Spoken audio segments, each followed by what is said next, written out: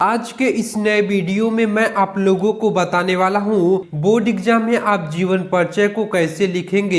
एक topper student जीवन परिचय को कैसे लिखता है, जीवन परिचय को लिखने का ट्रिक बताने वाला हूँ और साथ में आपको याद करने का ट्रिक भी बताऊंगा। यदि आप भूल जाएंगे तब भी आप लिख कर आएंगे, आपको पूरे अंक मिलेंगे। ये जो जीवन परिचय है पेपर में यहाँ पर आप देख सकते हैं, ये हर साल बोर्ड एग्जाम में पूछे जाते हैं।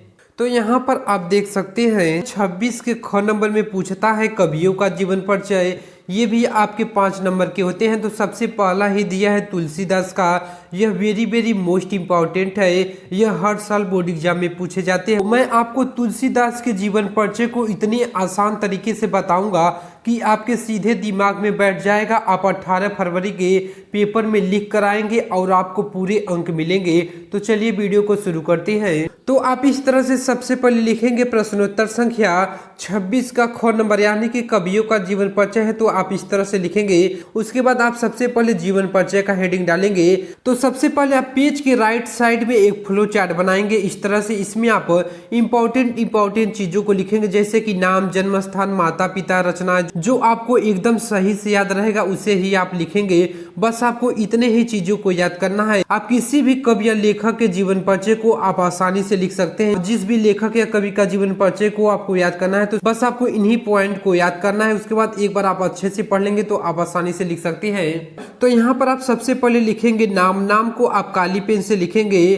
तो यहाँ पर आप लिख रहे हैं तुलसीदास का, तो यहाँ पर आप तुलसीदास लिखेंगे। उसके बाद यहाँ पर आप लिखेंगे जन्म स्थान, यानी कि इनका जन्म कहाँ पर हुआ था, तो राजापुर बादा जिले में हुआ था। उसके बाद यहाँ पर आप लिखेंगे जन्म, यानी कि इनकी जन्म कब हुई थी, तो सन 1532 ईस्वी में हुई थी। और संवत में लिखेंगे 1589 ईस्वी में। यदि आपको संवत याद रहेगा तब भी आप लिखेंगे, नहीं याद रहेगा नहीं लिखेंगे, कोई दिक्कत नहीं है, लेकिन याद रहेगा तो आप जरूर लिख देंगे। उसके बाद यहाँ पर आप लिखेंगे पिता का नाम। उनके पिता का क्या नाम था, तो आत्मा राम था। उसके बाद माता का क्या नाम था, तो तुलसी था। उसके बाद उनके कौन से गुरु थे, तो नरहरि दास थे। उसके बाद यहाँ पर आप लिखेंगे मृत्यु, यानी कि इनकी मृत्यु कब हुई थी, सन 1623 ईस्वी में। और संवत कब हुआ था, 1680 ईस्वी में हुआ था। उसके बाद यहाँ पर आप भाषा को लिखेंगे ब्रज तथा अवधि है। यहाँ पर आप रचनाएं को भी लिख सकती हैं। तो यानी कि आपको यही इंपॉर्टेंट होता है सभी जीवन परिचय में। बस आपको इतना ही याद करना है। ये चीजें आपने याद कर लिया तो आप किसी भी जीवन परिचय को आसानी से लिख सकते हैं। तो मैं आपको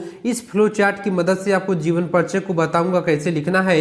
गोस्वामी तुलसीदास जी का जन्म सन 1532 ईस्वी में भाद्र पक्ष शुक्ल पक्ष एकादशी संवत कब हुआ था, 1589 ईस्वी में बादा जिले के राजापुर ग्राम में हुआ था। तो आपको इसी तरह से लिखना है। उसके बाद आगे आप लिखेंगे कुछ विद्वान इनका जन्म एटा जिले के सोरो नामक ग्राम में मानते हैं, यानी कि कुछ जो विद्वान है वो मानते हैं कि इनका जन्म कहाँ पर हुआ था, तो सोरो नामक ग्राम में हुआ था। उसके बाद आगे आप लिखेंगे तुलसीदास सरयू प्राणी ब्राह्मण थे। इसके बाद लिखेंगे इनके पिता आत्माराम दुबे और माता कौन थी, हुलसी थी। अभुक्त मूल नक्षत्र में उत्पन्न होने के कारण इन्हें त्याग कर दिया था, यानी कि गलत नक्षत्र में पैदा हुए थे तो इसलिए इनके माता पिता ने इन्हें त्याग कर दिया था। तो यहाँ पर आगे आप लिखेंगे इनका बचपन अनेकान आपदाओं के बीच व्यतीत हुआ। यहाँ पर लिखेंगे सौभाग्य से इनको बाबा नरहरि दास जैसे गुरु का वरद हस्त प्राप्त हो गया। इन्हीं की कृपा से उनको शस्त्रों के अध्ययन अनुशीलन का अवसर मिला। स्वामी जी के साथ ही ये काशी आए थे, जहाँ पर परम विद्वान महात्मा शेष सनातन जी ने इन्हें वेद वेदांग दर्शन इतिहास पुराण आदि में निष्पात कर दिया। आपको इसी तरह से इसी फॉर्मेट में आपको लिखना है। तो एग्जामिनर आपके एक भी नंबर को नहीं काट सकता है, यहाँ से आपके पूरे अंक देगा।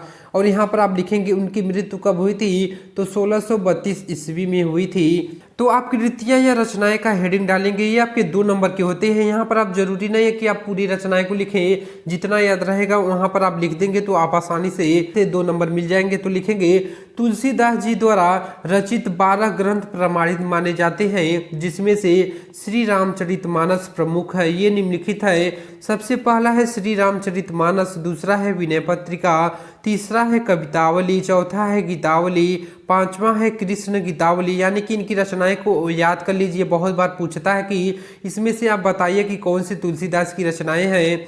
तो छठा है वैरो रामायण, सातवां है रामलला नहछु, आठवां है वैराग्य संदीपनी, नौवां है जानकी मंगल, 10वां है पार्वती मंगल, 11 नंबर है दोहावली और 12 नंबर है रामाज्ञा प्रश्न।